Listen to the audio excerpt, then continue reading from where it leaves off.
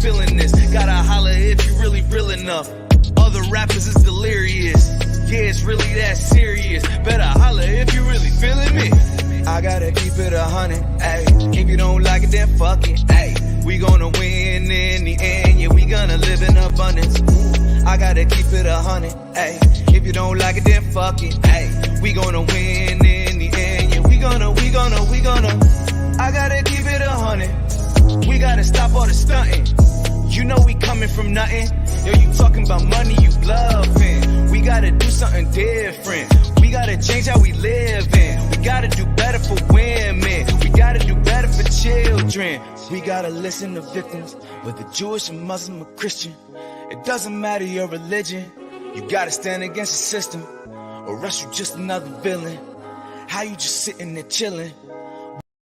Our top story, if you live in the city of Los Angeles, you may very soon notice a disruption of services, including trash pickup. A strike by 11,000 city workers is just 7 hours away, and aside from sanitation services, workers at the ports and at Los Angeles International Airport are getting ready to walk off their jobs. Eyewitness News reporter Josh Haskell joins us live from LAX, where passengers might need to arrive extra early. Josh.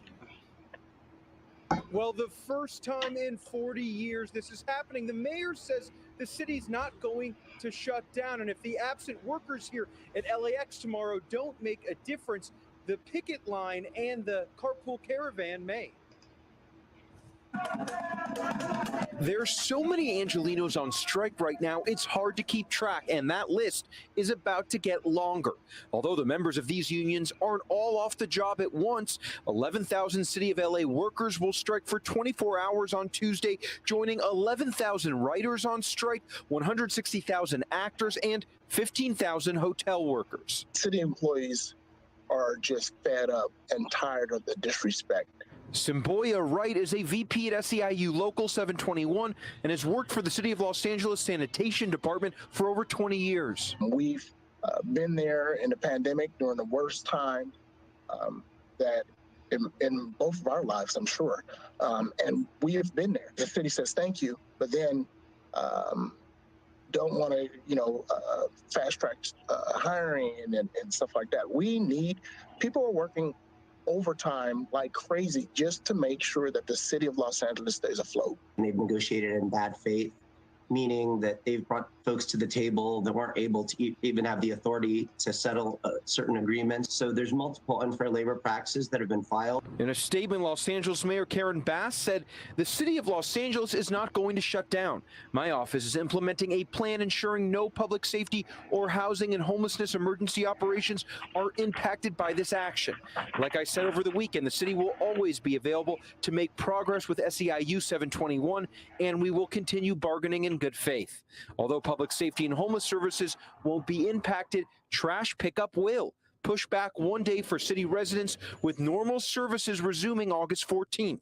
Parking enforcement and Parks and Rec will be impacted. By the way, this is who the mayor. This is what the mayor looks like. The city of Los Angeles. Remember that face, everybody. Remember that face. The vacancies, the retention, all that. It's ridiculous.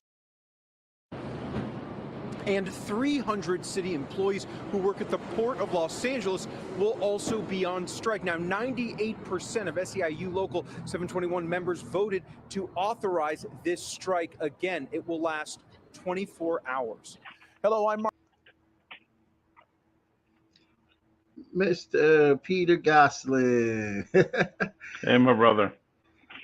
Welcome back to the show, my guy. I'm very, very happy to see that we were able to have some time to talk, because there's a lot going on, and I would love to have your perspective on all these things, just labor oriented. We are definitely seeing a time where the unions are getting empowered again. It's definitely showing that corporations have had too much power, and the Democrats have said that they were pro-labor, but have always backed corporate. We saw that with the rail workers, especially. And the fact that LA is literally a city where, like there's thousands of workers that they need for hotels, sanitation, everything. And these people can't even afford to live in the city that they service. That's right. That's right. Where are People only we? put up with that for so long. Right. I think COVID is what really shown the it just basically took the band-aid right off. Well, especially the treachery of politicians calling people essential workers and then turning around and stabbing them in the back the minute it's all over, or the minute they feel like it's all over. Right. Yeah, I forgot about that part. The whole essential workers calling everyone heroes and everything. I guess they regretted that slogan. They're like, oh, I'm essential. Oh, I really don't feel essential. I can't pay my bills. Maybe I should let them know how essential I should feel. This is how they really learn. This is how workers and bosses learn how essential somebody really is, when they don't show up for work, and when they all don't show up for work together. That's what demonstrates it. Oh yeah, oh yeah. So they said that this is 40 years with LA, and LA is definitely on the radar already with the Writers Guild, who I interviewed someone that they're not part of the Writers Guild, but they're getting their credits towards to join the Writers Guild, and a lot of great information. And then you got the Actors Guild coming, SAG coming on in, and then now we're hearing about the hotel workers again, and now we're hearing about um, the airport workers. It's like all of LA is just done from Now there is actors one thing in that lead in. There's one thing that's incorrect about that, though. Mhm. Because in 2007, the city of Los Angeles was shut down during a strike. It wasn't a strike of unions per se, but during the immigrant rights strikes, there were hundreds of thousands of people in Los Angeles and all over Southern California who didn't show up for work, and it was turmoil. It cost industry millions and millions of dollars because people refused to work. And that's Wow. really the model. That's really the model that everybody should be working from, because that was a day that was based entirely on solidarity among people, because they had a common goal, which was their right as mostly undocumented workers, but as immigrant workers. They had a common goal and a common perspective, and it didn't matter what job you did. It didn't make any difference if you got paid, the minimum wage, or whether you got paid, a decent wage. That wasn't the deciding factor. The deciding factor was the decision that they were going to go out on strike. And I think a lot of these unions, frankly, I think especially the younger organizers in these unions, they learned something from that. And that's what that's really coming to fruition. It was only not that long, it was 16 years ago. But a lot of people have said, and I think this is true, that from 2007, 2008, the global recession, the global capitalist economic crisis, from that point until now, every time there's a struggle, sometimes the working class moves forward, sometimes it doesn't move forward, sometimes it loses its ground in a serious way. But every time it happens, the resting temperature of the working class goes up. People don't go back to where they were at the beginning. Right. They always move forward, at least somewhat. And I think this is proof of that. To see the union, to see SAG-AFTRA and the writers union and the hotel workers and the airport workers, city workers, to see all these people deliberately striking at the same time and acting in solidarity with each other is a really powerful message. One of the strongest that we've seen in the United States in a long, long time. I wonder, looking at New York, why isn't there any like huge tension compared to LA, because New York is always the opposite side. So it's like I wonder why there isn't such a huge tension of working solidarity and striking over here compared to LA. You know, if you know anything about that. Well, I mean, certainly one of the big factors, and this is a factor in LA right now too. It's not true for all of these workers, but for some, for instance, the city workers, anybody who's in a public sector job, just about anywhere in the United States, it's illegal for them to strike. So they not only have to decide that they put up with what the boss is giving them long enough, and that they're prepared to do something about it. They have to be prepared to take that extra step to do something that potentially is going to be treated as illegal. So that's something that has a really big factor. When you talk about the biggest union in New York City, it's a public sector. There's no question about that. Millions of people in the public sector. There certainly are a lot of other major unions, but they're a big piece of it. So there is that. I mean, that part of it is a little bit different. But you never know where these things are going to break out either, because when the Teamsters were getting ready to go out against UPS, there were parts of the country where the Teamsters were really ready to go out on strike. There's no question. Places that you didn't always think about, like in Philadelphia, the Teamsters in the Philadelphia area were seriously prepared to put up a fight. And of course, that was true in a lot of other places too. But the fact that you were able to get, what was it? Is 90? Was it more than 90% of the membership that voted in favor of a strike in the first place, which is amazing.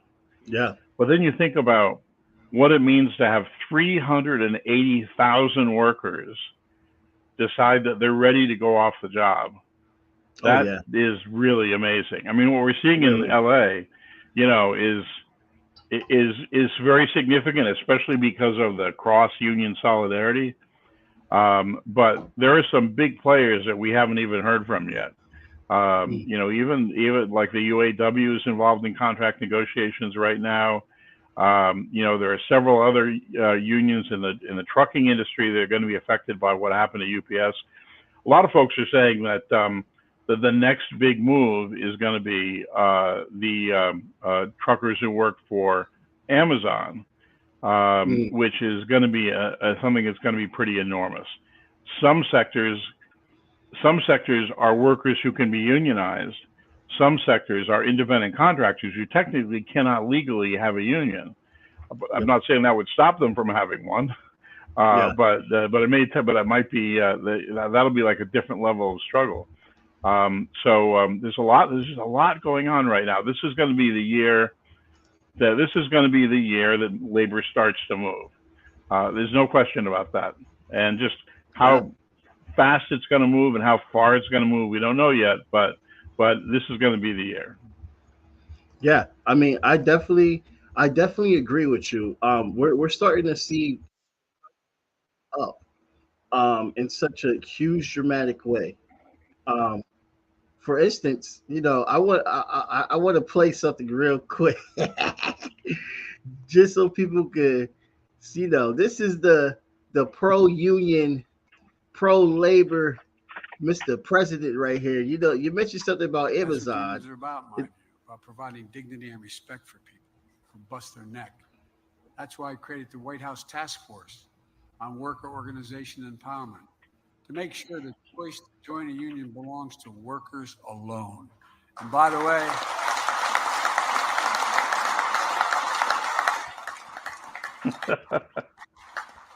way, Amazon, here we come. Now, I don't take him seriously. Oh my God. He wants to join the bandwagon so he can get votes. Absolutely.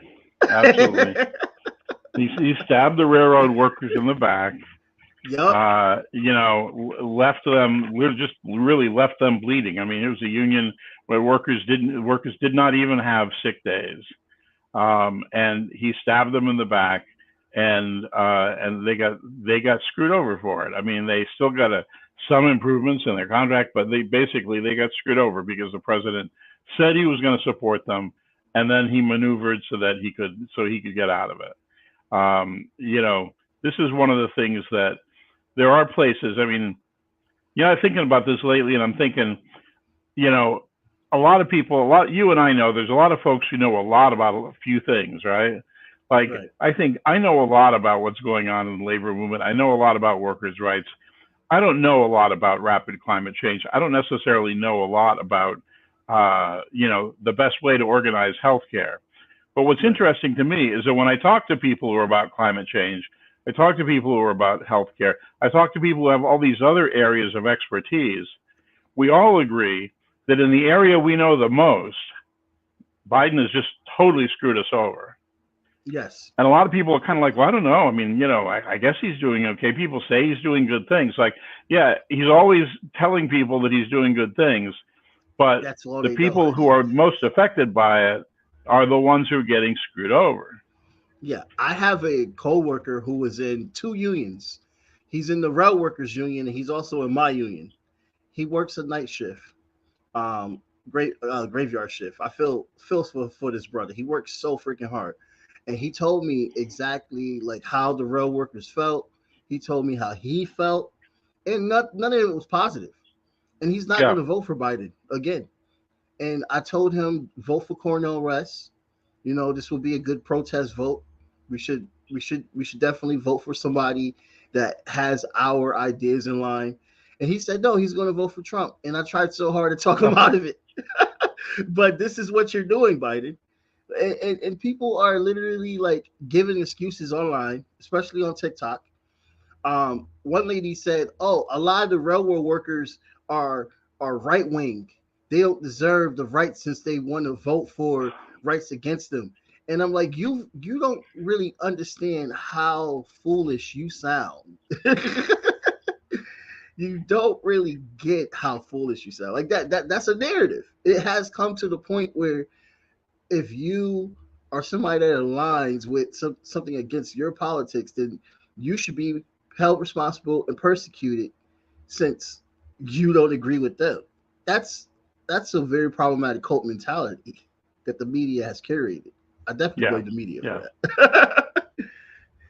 But I'll tell you, one of the things about the current political situation in this country, as it affects working people, you know, for years and years, there is sort of this layer of the talking heads in the media. I guess we're talking heads at the moment, right? But the real talking heads, like the multi-million-dollar talking heads, you know, the newspaper editors, the New York Times, the Wall Street Journal, all of these people, and this whole layer of intellectuals and white-collar professionals underneath them, all of whom have been doing just fine.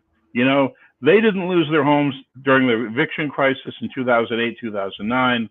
You know, they have health care, they have pensions when they retire. They're doing just fine. And they're the ones who keep on telling everyone that, well, gee, look at how great things are since Biden came into office. Look how much things have improved. And it's like, well, maybe things have improved for them. They haven't improved for the great majority of working people. And the great majority of working people can see it. And the thing that's different from what has happened in the past is that now a lot of those people, a lot of working folks, have more of a voice because of mass social media, you know, have more of a voice and are able to get out there and say, no, things aren't better for me. You know, I think about over the last couple of years, right? All of a sudden, parents can't buy baby formula, you know, for several months. And, you know, the president comes on and he says, everything's just fine. It doesn't make any difference. They still can't buy baby formula, right? You know, they're going to be profiling how great Biden did at ending the pandemic, but the statistics show that more workers died during the time that he was in office, and Yeah. after they were starting to give out the vaccines, more people died on his watch than when Trump was president. Now, look, Yeah. I hate Trump just as much as anybody, and Yeah. there's few people that I certainly can't say that I can't say that Biden's not a nicer person than Mhm. Trump, but when you want to buy baby formula, you're not going to be thinking about who's the nicer person. You're going to be thinking about who makes sure that you can get things on the shelves that you need. And if Right. neither one of the candidates, if neither the Republicans nor the Democrats can do that, people are going to be looking elsewhere. I mean, that's Yeah. how it works, right? Yep. And it's on the Democrats. And which is hilarious that Chris Cuomo have actually said that after being such a sheep for so long. He's like, it's their fault that we can't find candidates that actually help the people. It's their fault. Yeah. And this is the conversations that, like, I have to repeat myself all the time, especially when I supported your campaign. People were mad at us, Peter, and I told them straight up, well, you should be mad at the Democrats for not giving out a better alternative, and Peter Goselin took 2,000 votes from the motherfucker. So it's on them, not Peter, not the PSL, not the Green Party. It's their fault that Peter got That's it. 2,000 people. That's it. To be like, hey, this guy knows what he's talking about. And that's just what it is. You got this person like DeSantis that wants to talk shit about immigrants. And now look what's happening, Peter. The immigrants are like, okay, who's going to do your roofs? Yep. This is how politicians ruin things. This is how they Yeah, do it. because they believe. I mean, this is true for both the leading Democrats and leading Republicans. They believe that they can just keep on saying things and saying them, and that somehow that makes them real, and somehow that it makes them work out. And so, Biden comes into office, and we're being told, "Oh, be sure to vote for Biden because he's anti-war." How long does it take during his administration before we're involved in a major war? And not just one. I mean, Right. Jesus. We're there. First of all, there's all indications the United States is already starting to pull back from Ukraine, right? But Yep. one day it was we're going to fight this to the last Ukrainian.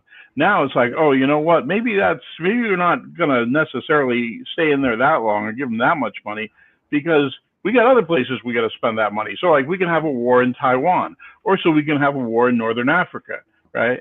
There's plenty of other places. Turns out there are plenty of other places they need to fight wars too, and they aren't necessarily.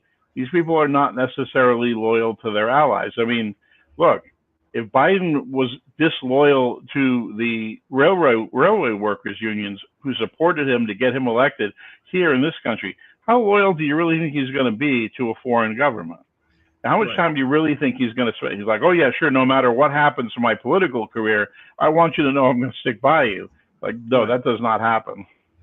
Right. And how paranoid, not paranoid, but the parallels, I said paranoid, how parallel, how much of a parallel this is to see what working people are dealing with overseas, especially dealing with Africa, where literally they have a pipeline going through Nigeria, for instance, and that pipeline does not serve the people of Nigeria. It serves the people of the West. So their resources, and they're always being poor. The same conditions that I'm not going to say that poverty is the same here in the United States. Poverty is drastically different from what poverty is in Africa compared to poverty here in the United States. Let's get that out of the open so nobody say, oh, he's trying to compare poverty. But what I'm saying is that the workers and the people that are providing the wealth for the West are seeing their conditions not changing. The workers in the United States that are providing the wealth for these Western powers as well too, they are seeing their conditions not changing. In fact, they have to go 3 hours out or 2 hours out of the city that they serve just so they can have some kind of standard of stability of living. instead of not being able to live in the city that they choose to live in, where they work at. And it literally shows the parallels of just the exploitation of working people abroad, and just like what Chase said. I don't want to get really too into the socialist theory, but what Chase said was absolutely right. The working class has no borders, and that's why we need to like stand in solidarity to everyone that has this type of aggression with ousting out Western backed governments and ousting out Western powers, because at the end of the day, where did they learn it from? They learned that they could take their businesses and go to China and literally give them pennies. And then they learned, oh, look at all the profits that we're making off of that. Let's do the same thing here. Inflation changes all the time, but wages never change ever. And profits are the unpaid wages of the proletariat. So all we're asking for is give us more fucking money. You already More of have the it. money that we You earn. have profits, right? The profits should be going towards the working class, and it's that simple, people. It's very that simple. It's not rocket science. They make these complicated articles and lie. Oh, we created all these jobs. They do that to fool you. What's very simple is that exploitation. You are being exploited. No matter how much you try to call yourself a capitalist, you are not a capitalist. You are a worker. Well, one thing about the situation now that I think is different, it has become different over the last few years. And again, I think you're right that the pandemic may very well be part of this. Is that when I talk to people, it seems to me that there are a lot fewer folks. There are a lot fewer folks who believe that things are better in contrary to their personal experience. Like they know, like I don't know any working people who think, oh yeah, you know what? When you go into the store, ever since Biden took on inflation, when you go into the store, things aren't more expensive. Well, they are more expensive. I mean, oh God, and they are, yeah. I mean, it's ridiculous.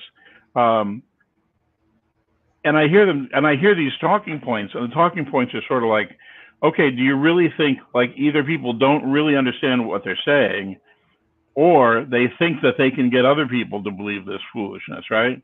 One of the big things about Biden and the economy, this is the one I like best. Last year, inflation was at the rate of 14%, right. And now it's only at the rate of 3%. And they make it sound like that means that like the prices do not continue. I mean, 3% inflation doesn't mean that things ever got cheaper. It just means it got really expensive, and now it's just getting expensive a little bit more slowly. Right. That's what they're saying. Right. And we are not benefiting from this. And I don't know very many people who really believe that we are. Like I said, I think there's this layer of people who, because they themselves are insulated, they themselves are not having this experience, they can believe those stories. But I just think that the great majority of people don't buy it. Yeah.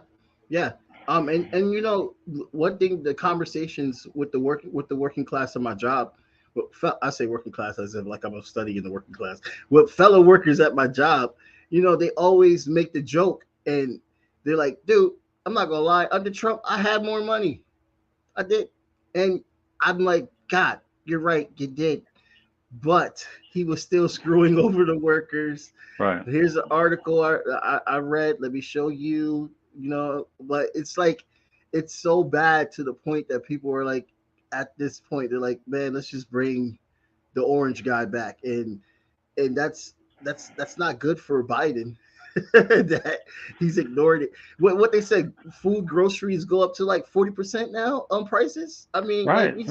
Me and my partner spend an arm and a leg just to keep food in the house, and it was less than that before, and it's like, oh my God, like $400 sometimes. Like we've been watching, in the Hartford area, there has been an enormous number of apartments being constructed, and the typical rates, the average rates in these new units are easily $1,000 more than they were, a couple of years ago.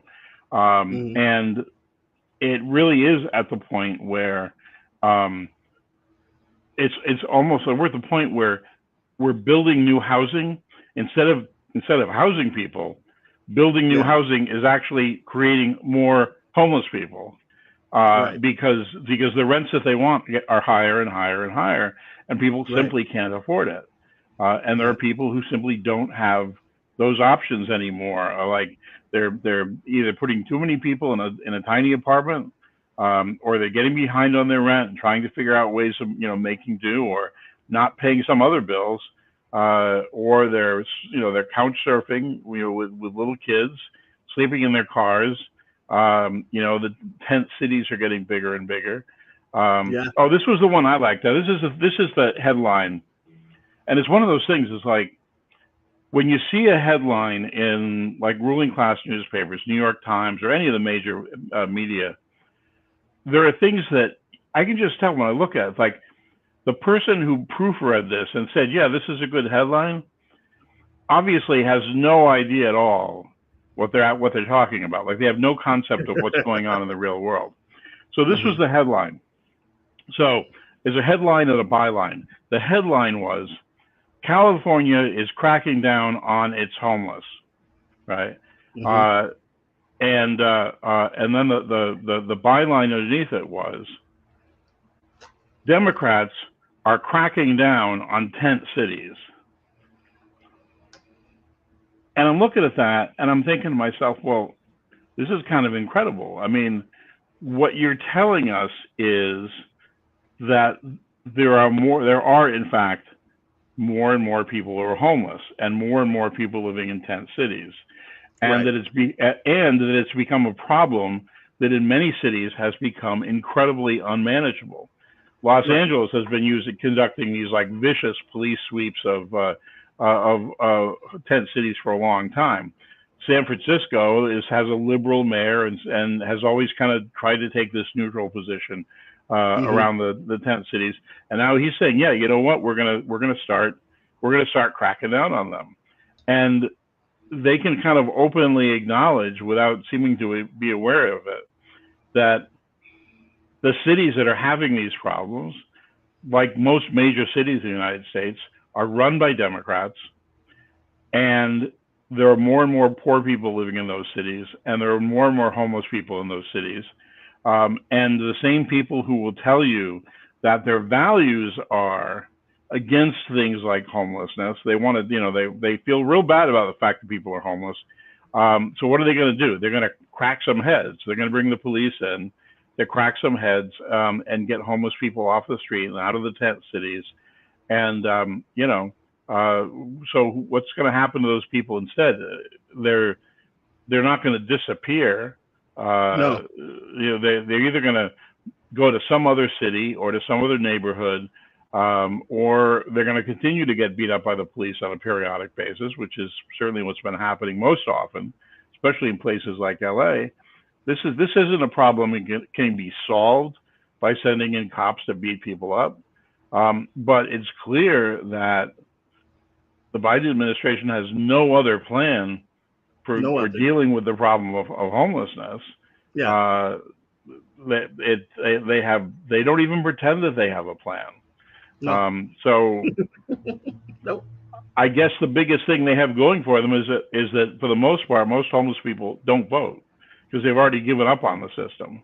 And I guess for them, for the Democrats, that must be an advantage, because frankly, if all folks living in these tent cities were voting in the presidential elections, I doubt very much they'd be voting for Biden. Yeah. Yeah. And not voting for Biden means that you support Donald Trump. That's right. That's the most important thing to understand. that not supporting somebody who's doing a really lousy job is supporting the guy who is even worse. There is one thing that I thought that, not surprisingly, this is something we're going to hear an awful lot about in connection to Cornel West's campaign for president. He made a comment just recently that I thought was, it really helped me to formulate how to talk about this issue in a way that that had not really occurred to me before.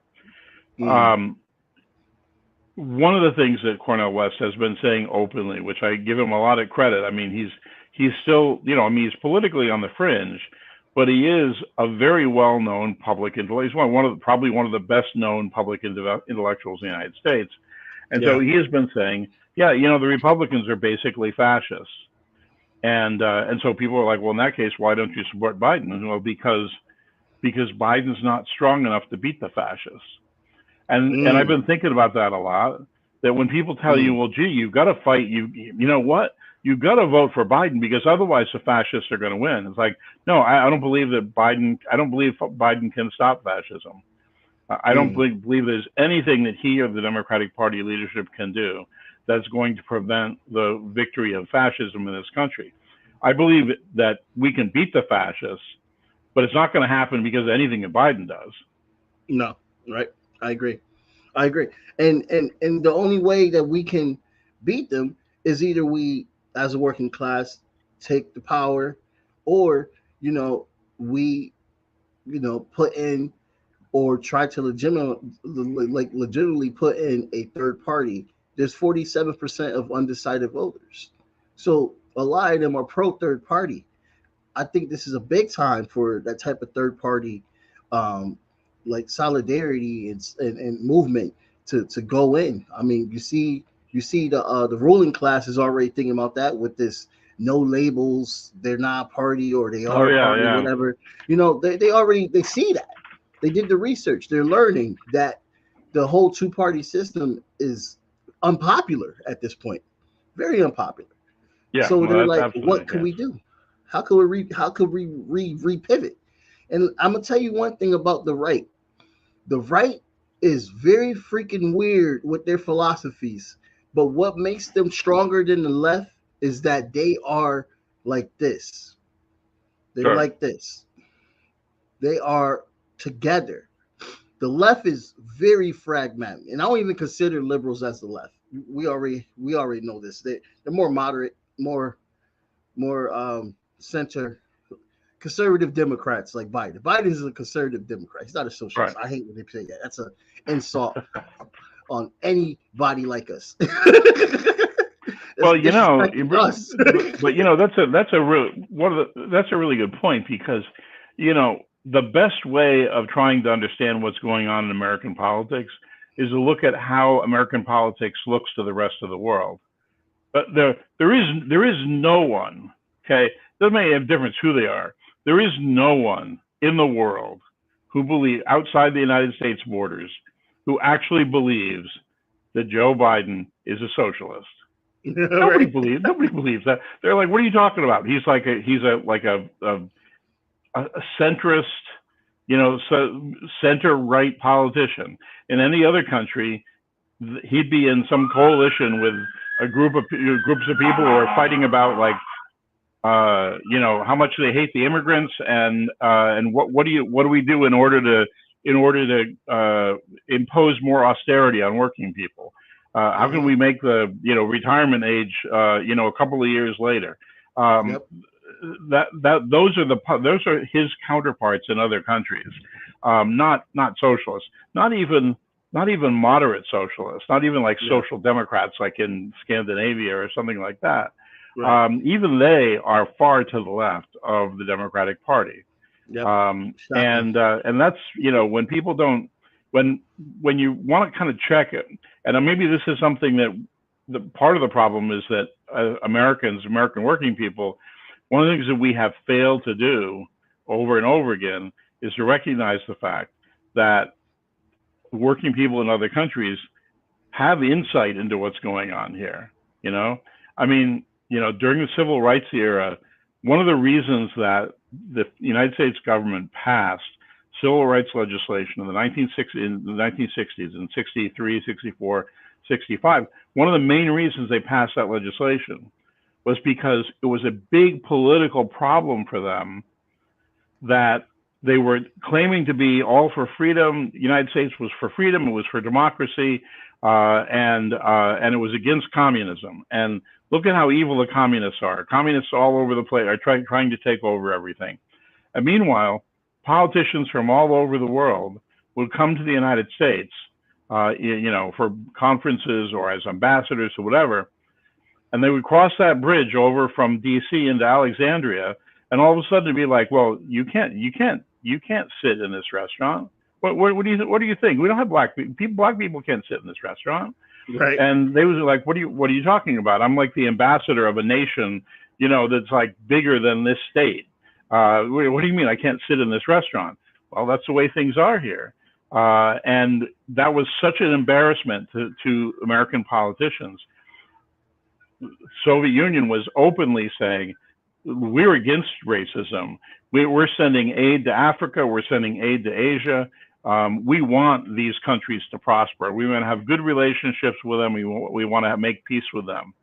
And the United States is saying, well, yeah, but we're all about freedom and democracy and equality, only not for people that look like you, black folks, Right. or Asians or Latinos or whatever.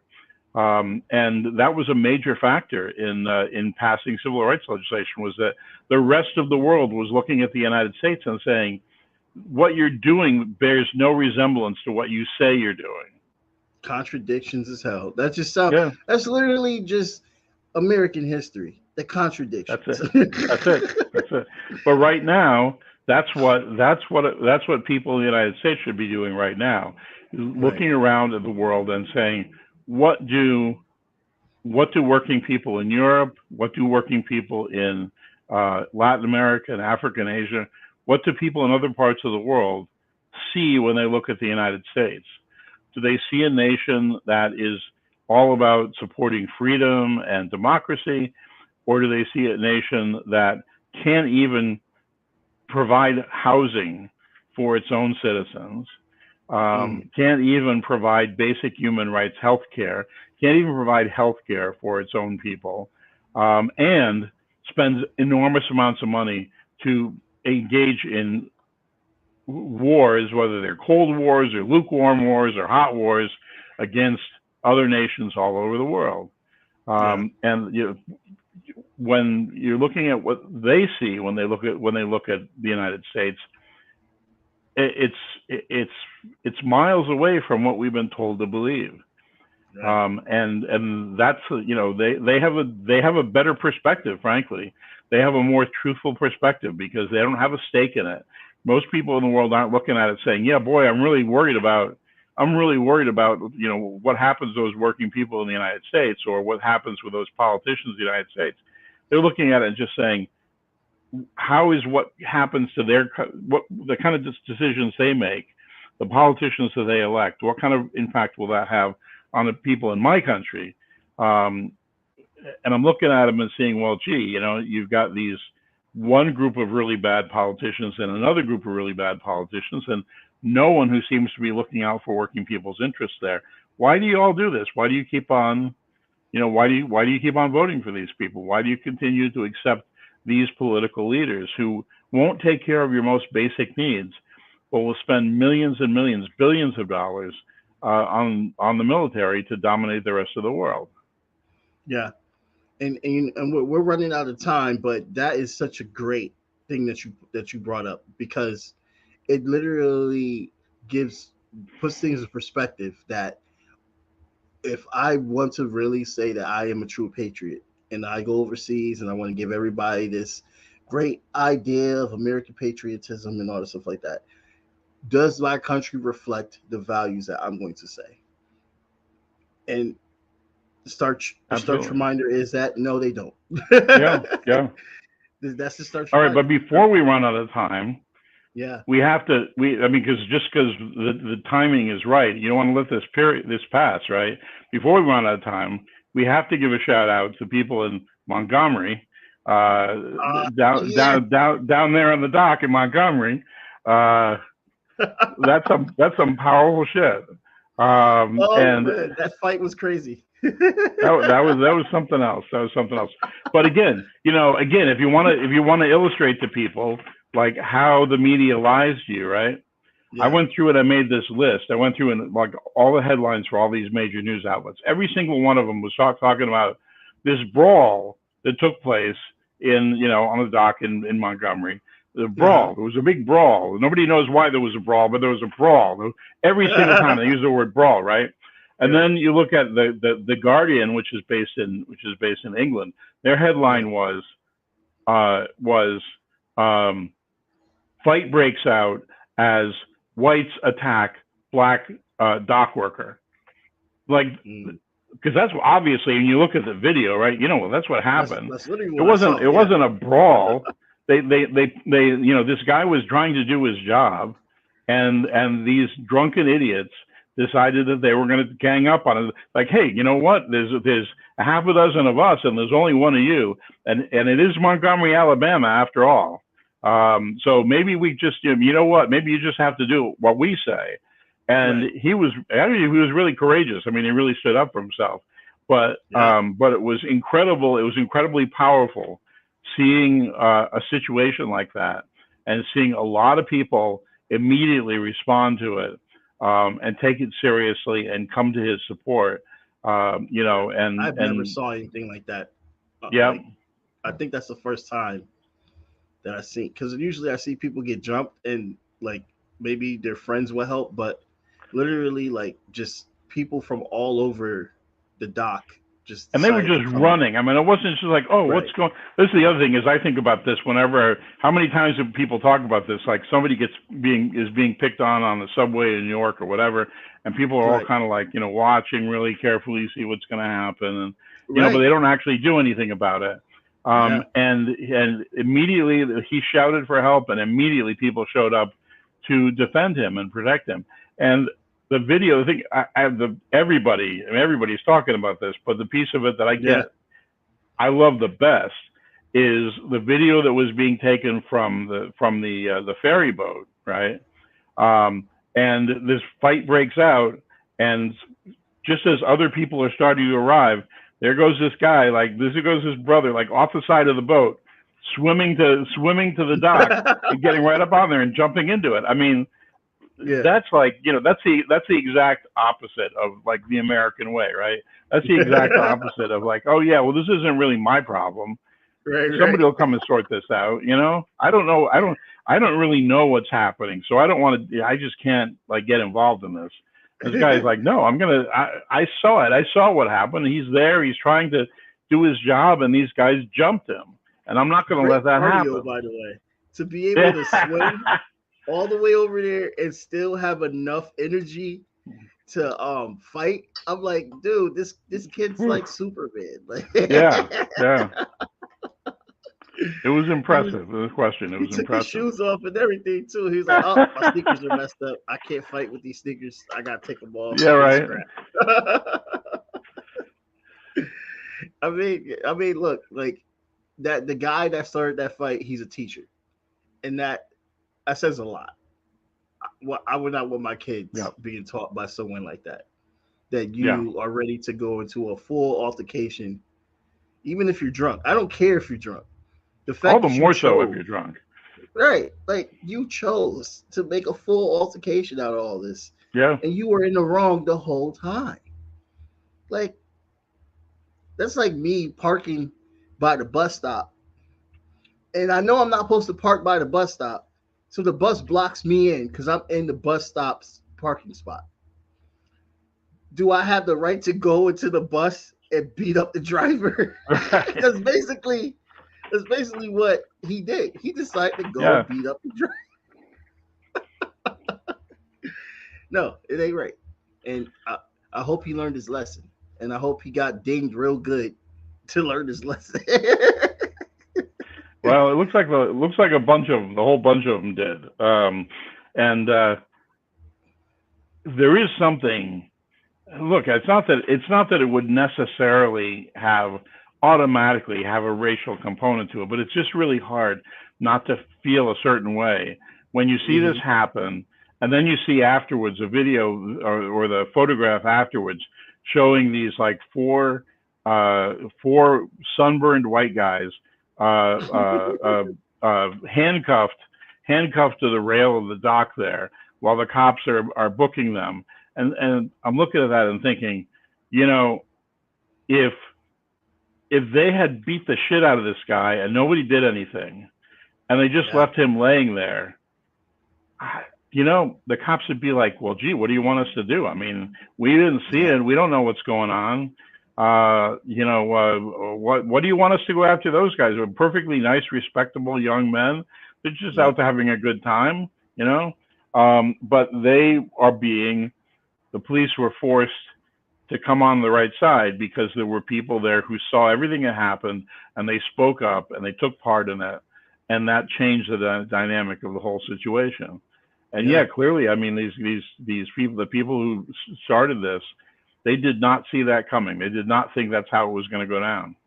Nope. And this is Alabama, ladies and gentlemen. So just don't forget what state this started in.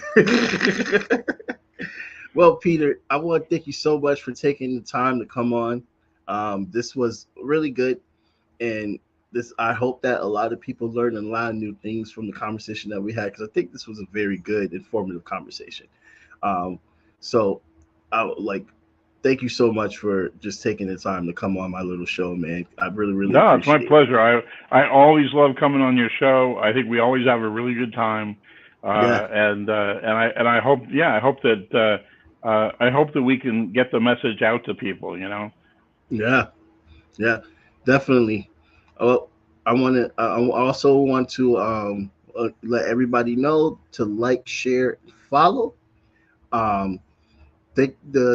conversation I had with Saeed Comrade from Pakistan USA Peace Forum, that was I saw a lot of very good, well-received messages. And thank you so much for tuning into that, because that is definitely another working class issue in Pakistan that's been brewing for a long time, and we need to stand in solidarity with them. And, you know, Imran Khan may be sentenced, but they will find somebody else to rally the people. That struggle would not end, and definitely stand in solidarity with Pakistan. So they're very important. So with that, I want everybody to have a good day, and I'll talk to you later, Peter Goselin. Thank you so much for coming on. All right. Take care. Good night. Take care. Blank period, on my black, brown, and indigenous. Gotta holler if you really feeling this. Gotta holler if you really real enough. Other rappers is delirious. Yeah, it's really that serious. Better holler if you really feeling me. I gotta keep it 100, ayy. If you don't like it, then fuck it, ayy. We gonna win in the end, yeah, we gonna live in abundance. I gotta keep it 100, ayy. If you don't like it, then fuck it, ayy. We gonna win in the end, yeah, we gonna. I gotta keep it 100. We gotta stop all the stunting. You know we coming from nothing. Yo, you talking about money, you bluffing. We gotta do something different. We gotta change how we live in. We gotta do better for women. We gotta do better for children. We gotta listen to victims, whether Jewish or Muslim or Christian. It doesn't matter your religion. You gotta stand against the system, or else you just another villain. How you just sitting there chilling?